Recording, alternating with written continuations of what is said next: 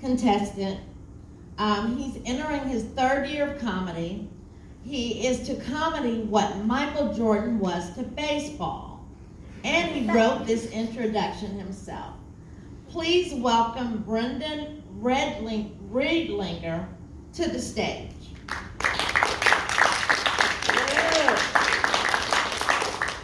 How are you guys doing? Great. Doesn't matter, it's not about you, this is my time. I want to start with a hot take. English is a terrible language. Here's why. Werewolves don't live in warehouses. You may be asking, where is he going with this? And on paper, you're proving my point. And if you don't get it yet, don't wear yourself out. I haven't been able to do stand-up since the beginning of the year because the world ended. And after we mourned the loss of Kobe, COVID hit, and that was pretty bad too. I did a lot of things over the, whatever you want to call it. This summer I got my thyroid removed. I got it removed for medical reasons, but I do support it being legalized for recreational use. You know, you have your meeting with your doctor before the surgery, and they tell you all the things that go into it and how it's going to be. And the doctor told me, you know, you're not going to be running any marathons anytime soon, but you're going to feel a lot better. And I said, oh, word, I'm not going to be running any marathons soon? You mean getting my thyroid removed isn't going to undo 21 years of inactivity and eating like an animal?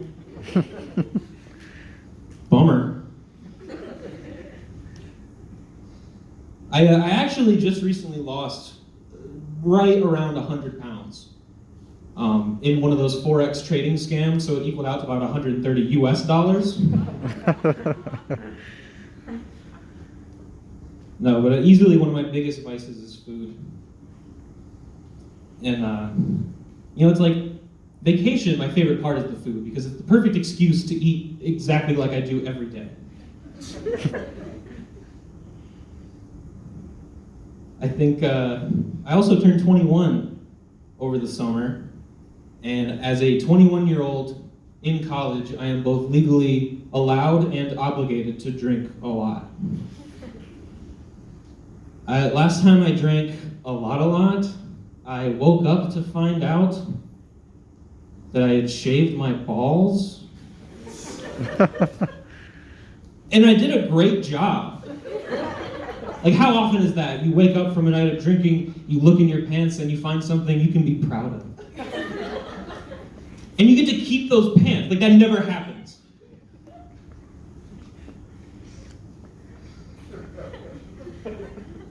There you go. Everyone has their vices. You know, like, I have issues. Like, I have a sleeping disorder. It's my cocaine habit. It stops me from sleeping and sneezing in front of my parents. No, I've never done cocaine, but I have a great story about cocaine. So in the early 80s, they did this study, right, where they put rats in cages with just food, water, and this device that when they press a little button, it gives them a tiny dosage of cocaine, but it also electrocutes them.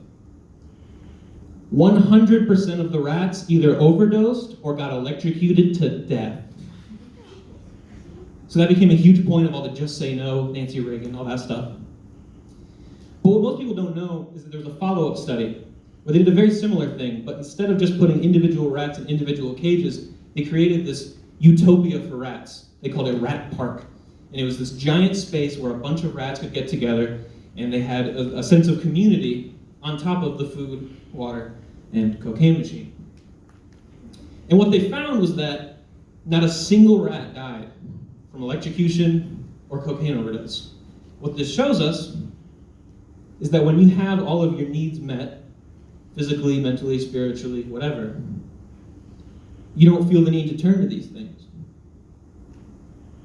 What I learned from it was that cocaine cures boredom, and boredom is objectively worse than being electrocuted to death. Here's a non sequitur. It's almost Halloween. And I find that there are two different types of kids growing up. There's the kids who prefer Halloween and the kids who prefer Christmas. I was a Christmas kid because I was an only child. It was all about me. But there are downsides to it. You know, if you're a Halloween kid, you grow up understanding that the characters associated with your holiday aren't real. You know, vampires, mummies, werewolves, you know, that kind of thing. With Christmas, there has to come a point where you realize Santa Claus isn't real.